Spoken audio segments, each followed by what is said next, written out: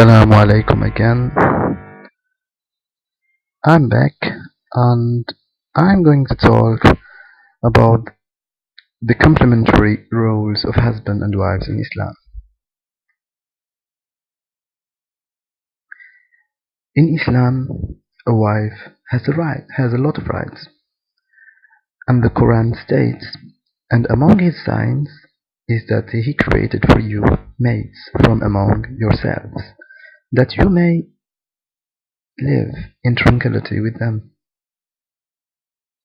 And he has put love and mercy between you. Verily, in that are signs for people who reflect. Marriage is therefore not just a physical or emotional necessity, but in fact, a sign from God. It is a relationship of mutual rights and obligations based on divine guidance. God created man and woman with complementary natures, and in the Quran, He laid out a system of laws to support harmonious interactions between the sexes. They are your garments, and you are their garments. How beautiful is that? Clothing provides physical protections and covers the beauty and folds of the body. Likewise, a spouse is viewed this way. Each protects the other and hides the folds and complements the characteristics of the spouse. To foster the love and security that comes with marriage, Muslim wives have various rights. The first of the wife's right is to receive mahr, a gift from the husband, which is part of the marriage contract and required for the legality of the marriage. The second right of a wife is maintenance despite any wealth she may have.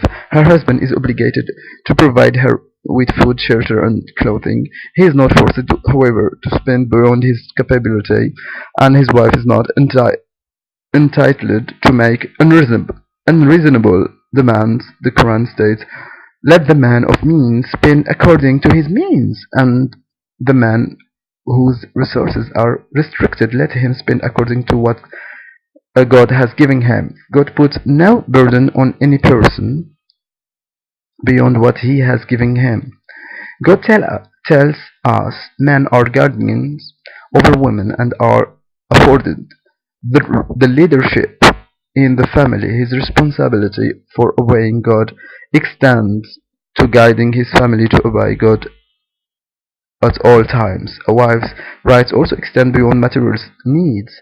She has the right to kind treatment. The Prophet said, "The most perfect believers are the best in conduct, and the best of you are those who are the best of their wives."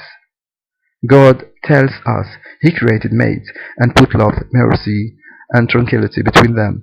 Both men and women have a need for companionship and sexual need, and marriage is designed to fulfill those needs.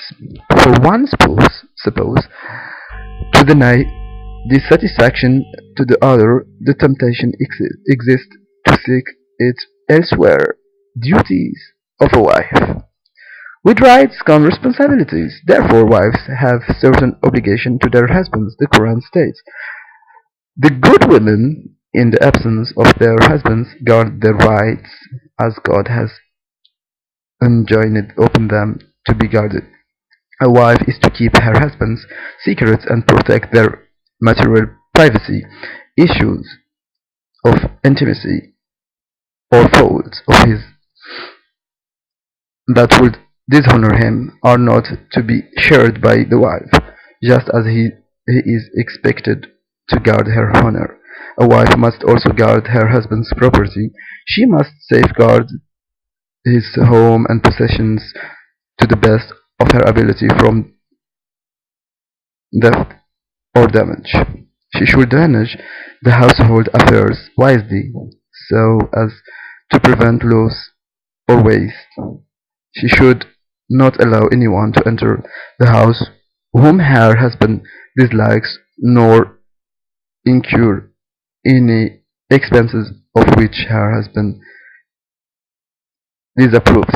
A Muslim woman must cooperate and coordinate with her husband. There cannot, however, be cooperation with a man who is disobedient to God. She should not fulfill his request if he wants her to do something unlawful. A husband also should not take advantage of his wife, but be considerate of her needs and happiness. Conclusion of all what we said. The Quran states, and it befits not a believing man or a believing woman when God and His Messenger has decided on an affair of them for them that they should after that claim any say in their affair, and whoso in rebellious to God and His Messenger, he verily goes astray in error manifest. The Muslim woman was given role, duties, and rights 1400 years ago that most women do not enjoy today in the West. These are from God and are designed to keep balance in society.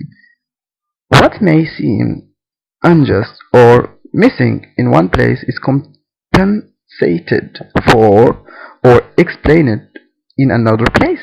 Islam is a complete way of life. Goodbye, and I hope you enjoyed what I've been saying.